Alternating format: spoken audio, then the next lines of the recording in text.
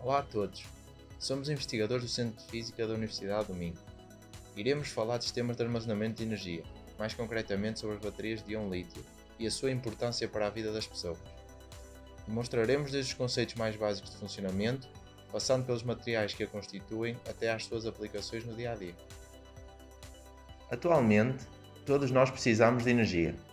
Se pensarem bem, a energia relaciona-se com todas as atividades que desenvolvemos e com os maiores problemas da sociedade atual. Imaginem uma semana da vossa vida sem energia. Tudo o que fazemos e usamos atualmente depende da energia. Na sociedade atual, observamos um crescimento acentuado da população, da urbanização e da qualidade de vida. Isto leva ao aumento exponencial da demanda energética e consequente sobreexploração dos recursos naturais e pressão sobre os mercados globais. O que pode ser feito para solucionar este problema? É necessária uma transição energética para fontes de energia mais limpas e renováveis, que permitam obter uma elevada eficiência energética com baixas emissões e que seja acessível a todos. Devido à irregularidade das fontes de energia renovável, é necessário desenvolver técnicas ou dispositivos de armazenamento de energia, de forma a poder utilizá-la quando necessário. Nesse contexto, surgem as baterias como opção viável. Uma bateria eletroquímica permite converter energia química em energia elétrica e vice-versa. Estas baterias devem apresentar algumas características fundamentais, tais como a elevada densidade energética e de potência, tempos de vida prolongados, boas condições de segurança e custos reduzidos. Dentro dos vários tipos de baterias, as de lítio são as mais utilizadas hoje em dia. Mas porquê o lítio? As baterias de lítio são as que reúnem as melhores características.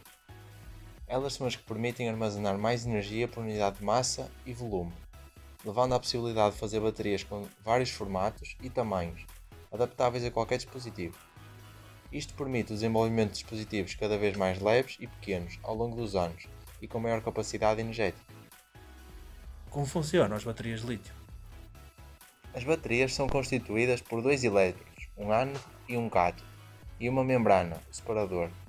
Dentro dos elétrodos temos um material ativo, um material condutor e um polímero. Existem diferentes tipos de materiais ativos, que podem ser escolhidos consoante a aplicação desejada.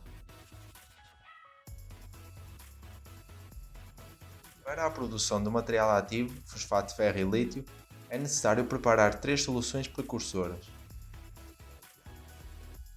Inicialmente, os diferentes materiais, como o hidróxido de lítio e o sulfato de ferro, são pesados, colocados em solução aquosa e agitados. Os componentes líquidos, como o ácido fosfórico, são adicionados com o auxílio de uma pipeta graduada.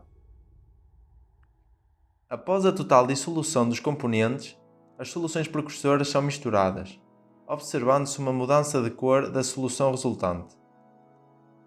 Esta mudança de cor indica a ocorrência de uma reação de precipitação do material ativo.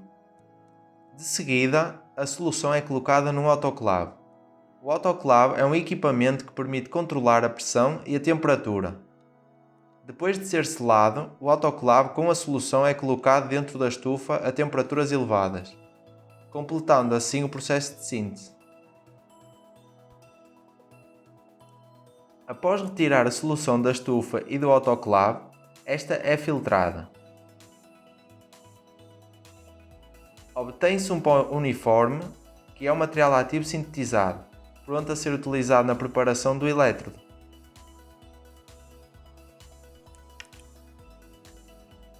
Na produção dos elétrodos são utilizados três materiais: o material ativo, o material condutor e o polímero. Estes componentes podem ser combinados em diferentes proporções, de modo a otimizar a performance da bateria. Como referido anteriormente, o material ativo é o responsável pela capacidade da bateria, devido à sua capacidade de armazenar e libertar íons de lítio. O material condutor é responsável pela condutividade elétrica do elétrodo e o polímero garante a sua coesão estrutural. Os diferentes materiais são adicionados a um solvente orgânico e dispersos na solução com o auxílio de uma ultrassom. Após se obter uma solução uniforme, a pasta de elétrodo é colocada num substrato. Este substrato pode ser o alumínio, no caso do cátodo, ou o cobre, no caso do ánodo, devido aos diferentes potenciais de oxidação destes metais, em função do lítio. A solução é espalhada com o auxílio de um espaçador, para uniformizar a espessura do elétrodo. O elétrodo é finalmente colocado na estufa, para evaporar o solvente. Assim, obtém-se um elétrodo totalmente uniforme, pronto a ser utilizado em baterias. O processo de produção do separador tem algumas semelhanças com o do elétrodo. Aqui, o único material utilizado é o polímero, que é dissolvido num solvente orgânico. De seguida, a solução é espalhada sobre um vidro com o auxílio de um espaçador. O solvente é evaporado à temperatura ambiente, de forma a obter uma estrutura porosa. A bateria tem de ser montada num ambiente estanque, sem vapor de água nem oxigênio. Devido à elevada reatividade do lítio, estes gases podem degradá-lo facilmente, prejudicando a performance da bateria. Assim, utilizam-se caixas de luvas com uma atmosfera inerte de argon no processo de montagem. A bateria é habitualmente montada dentro de uma célula Swaglok, com dois pistões metálicos que garantem a passagem de corrente e uma estrutura isoladora de plástico. Os diferentes componentes são colocados dentro desta célula. Em primeiro lugar o cátodo, depois os separadores e finalmente o eletrólito. O separador funciona como uma barreira física entre os elétrodos, evitando a ocorrência de curto-circuito. A estrutura porosa do separador é embebida na solução de eletrólito, aumentando assim a sua condutividade iónica. Para o elétrodo negativo, utiliza-se lítio metálico em vez do ánodo, de forma a testar apenas um componente de cada vez. Um disco de lítio é cortado e colocado em cima de um pistão. Finalmente, a célula é selada, ficando pronta para a testagem. Durante o processo de testagem, as baterias são carregadas e descarregadas várias vezes, de forma a avaliar a sua performance e durabilidade. No processo de carga, os íons de lítio passam do cátodo para o ánodo, através do separador, devido ao fornecimento de energia. Na descarga, ocorre o processo inverso, sendo que os íons de lítio migram do ánodo para o cátodo, com libertação de energia. No entanto, há diferenças entre o nível laboratorial, onde se testam os materiais, e o nível industrial, onde tudo tem de ser produzido em larga escala e com rentabilidade. Nos últimos anos, assistiu-se a um significativo aumento do mercado das baterias a nível global, com particular foco na mobilidade elétrica. A crescente aplicação das baterias nos veículos elétricos é um dos fatores que mais tem contribuído para este aumento. Será que os veículos elétricos são realmente rentáveis? Avaliando os custos de aquisição e utilização de um carro elétrico e comparando-os com os de um carro a combustão, é possível concluir que, apesar de a aquisição de um carro elétrico ser mais cara, em menos de 2 anos esta diferença é revertida. Isto deve-se ao baixo custo da eletricidade quando comparada com o custo do combustível.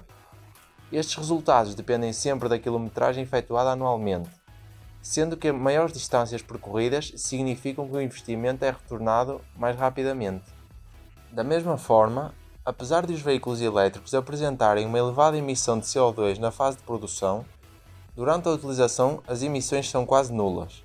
Este efeito é mais significativo se a eletricidade for produzida por fontes renováveis. Assim, um carro elétrico pode tornar-se ambientalmente mais viável a partir dos 3 anos de utilização. Devido à elevada utilização de energia dos veículos elétricos, que requerem baterias de dimensões consideráveis, surgem problemas associados ao que fazer com as baterias usadas no seu fim de vida. Por isso, é necessário desenvolver estratégias eficientes de reciclagem das baterias, de modo a ser possível reutilizar os materiais usados e reduzir a pressão nos recursos. É também necessário criar tecnologias que nos permitam utilizar reagentes menos perigosos nas baterias, para reduzir os seus impactos negativos no meio ambiente. Mundialmente, os grandes reservatórios de lítio situam-se nos Estados Unidos da América, na Argentina, no Canadá, no Chile, na China e no Brasil. Contudo, Portugal é o país da União Europeia com maiores reservas de lítio. A Europa consome atualmente 24% da exploração mundial de lítio, principalmente na indústria farmacêutica, metalúrgica, polímeros, cerâmica e vidro. Cerca de 2% deste lítio é proveniente de pequenas minas em Portugal, essencialmente de depósitos pegmatíticos. A indústria de produção de baterias absorve 44% da produção de carbonato de lítio, a nível mundial, o que equivale a mais de 15 mil toneladas por ano. O lítio é um elemento essencial para resolver os problemas energéticos globais. Sendo que esta matéria-prima tão relevante existe em abundância no nosso país, seria importante definir uma estratégia para dinamizar o desenvolvimento de baterias. Esta estratégia envolve vários passos, desde a extração do lítio até ao desenvolvimento dos diversos componentes que constituem a bateria. Além disso, esta cadeia de valor inclui sistemas de assemblagem, reciclagem, monitorização e tecnologias relacionadas com as necessidades de implementação das baterias de íon lítio no mercado, de forma a dinamizar a economia portuguesa.